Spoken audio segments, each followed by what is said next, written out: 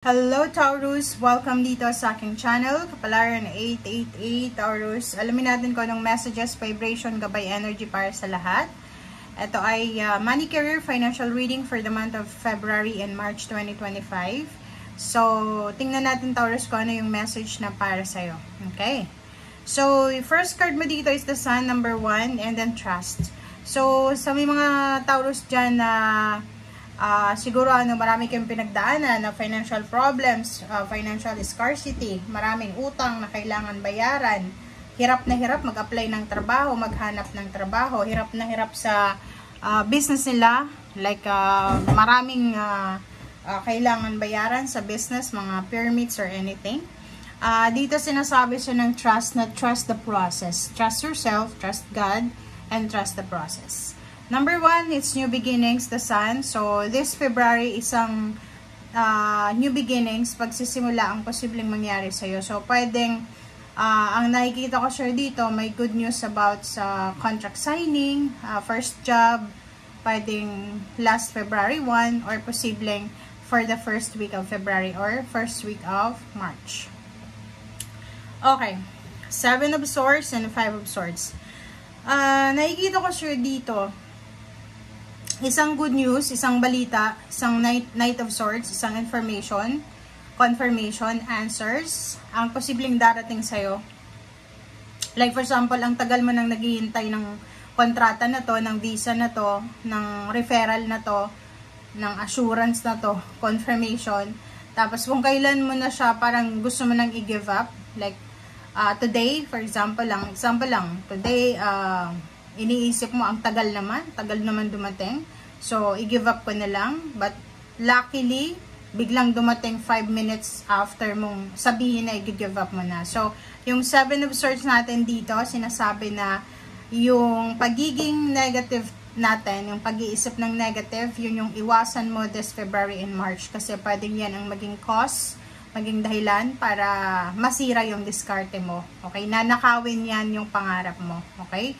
Wala namang maganda sa negative eh. Kasi pag masyado tayong nag-iisip ng negative, mawawalan tayo ng focus, confidence. Paano ka magtatrust sa sarili mo kung wala kang confidence, diba? So, dito sinasabi na umiwas tayo sa negativity. Umiwas din tayo, Taurus, sa pakikipag-deal sa mga scammer na tao. Kung alam mong scammer sila, may history na sila ng pag-scam sa ibang tao, iwasan mo na, umiwas ka na. Okay? 4 of Coins and then 9 of Cups. So, nakikita ko sa'yo dito na hindi lang ikaw the rest ng family mo. May pagkakataon ka or pwedeng yung siblings mo, yung parents mo na magkaroon ng pera, makaipon ng pera, parang ganun. Isang family occasions, like for example, family events, reunion, kasal, birthday celebration, fiesta, or incoming reunion, summer, or lahat ng klase ng family occasion dito. Siguro nagpaplano kayo sa ngayon, or talagang may kailangan ang pamilya na pera. So, nasa 4 of Coins ka, this February or March, kinakailangan mong mag-save ng pera, kailangan mong makipag-contribute sa pamilya mo. Kasi yung pamilya mo, may kakailanganin kayong certain amount of money or lump sum amount of money. Okay? 9 of Wands and the Devil. So, nakikita ko sir dito, may mga Taurus na yung struggle mo this month, pwedeng February siya or March. Yung struggle mo dito is yung palagi kang pagod. Lalo kung bago ka lang sa trabaho, kakapirma mo pa lang ng kontrata, kakapasok mo pa lang sa isang company, talagang makakaramdam ka ng sobra-sobrang pagod. Yung 9 of Wands mo dito, normal yan. Yung wala kang ginagawa, napapagod. Ikaw pa kaya na busy ka, may rami kang ginagawa. Or kung wala ka namang ginagawa, yung pagod na nararamdaman mo ay dahil yan sa pagka-bored mo. Okay? So, dito sa The Devil, sinasabi na iwasan natin yung parang sanayin yung sarili natin na pagpagod tayo, hindi natin pinapagpahinga ang sarili natin. So, if ever makaramdam ka ng pagod, wag mo nang hintayin pa na yung katawan mo yung sumuko mismo or yung isip mo, magpahinga ka as much as possible. Okay, the Hanged Woman. So, sa mga babae ito, babae na Taurus, Hindi ito related sa lalaki. Yung mga babaeng Taurus, meron kayong minamanifest na dreams nyo, goals nyo sa buhay. Specific goals nyo sa buhay, like,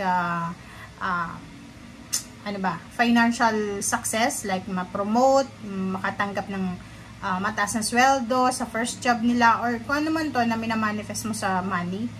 Nakikita ko sure dito na for the month of February and March, hindi mo na siya matutuloy. Okay? So, pwedeng may mga hang-ups ka dyan, may mga delays.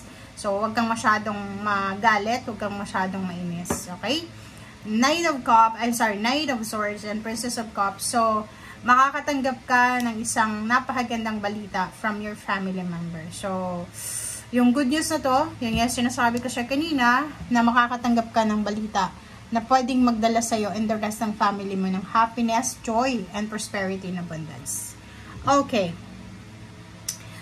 Princess of Cups and Five of Swords. So, nakikita ko sure dito, yung Princess of Cups and Five of Swords na sorry, pero may mga Taurus dito na siguro in a relationship ka na medyo toxic. Since yung message natin na hinahanap dito is all about career and money, nakikita ko sure dito, usaping relationship, mutual, intimate relationship, asawa, boyfriend, girlfriend, live-in partner. Medyo hindi lahat makaka-resonate, pero meron kayo, may iba sa inyo na yung relationship na ay hindi masyadong maganda, napapaligiran ng negativity and toxicity na kailangan yung i-give up as soon as possible. Or ihang mo, like for example, nagbabala kang magpakasal, huwag ka munang magpakasal ngayon. Kung kasal ka na, focus ka sa career mo, huwag mong problemahin yung asawa mo, boyfriend mo, or asawa, yun, sorry. Okay. Next card is Nine of Wands and Five of Swords. So, Nine of Wands and Five of Swords, if you're tired, diba? Isuko mo na yung katawan mo na yan, diba? Matulog ka, magpahinga. So, wag mong pilitin. Pagod na pagod ka, antok na antok ka, hindi ka nakatulog, hindi ka nakakain, tapos magtatrabaho ka pa. No. It's a no siya. Okay? Nine of Cups and Five of Swords, sinasabi dyan sa'yo na yun nga, relationship. May mga relationship issues ka na medyo nakakadrain na ng energy mo na dahil sa problema sa relationship, sa pakikisama, nahihirapan ka ng, diba, apektado niya na yung pera eh. So, kailangan mong maging maingat. Seven of Swords and Four of Coins, sinasabi sa'yo dito na mag-iingat kayo, lalo yung iba na maraming ipon dyan, yung maraming pera sa bangko or maraming pera sa savings nila. Ingat-ingat kayo kasi may the devil na katabi yung Four of Coins.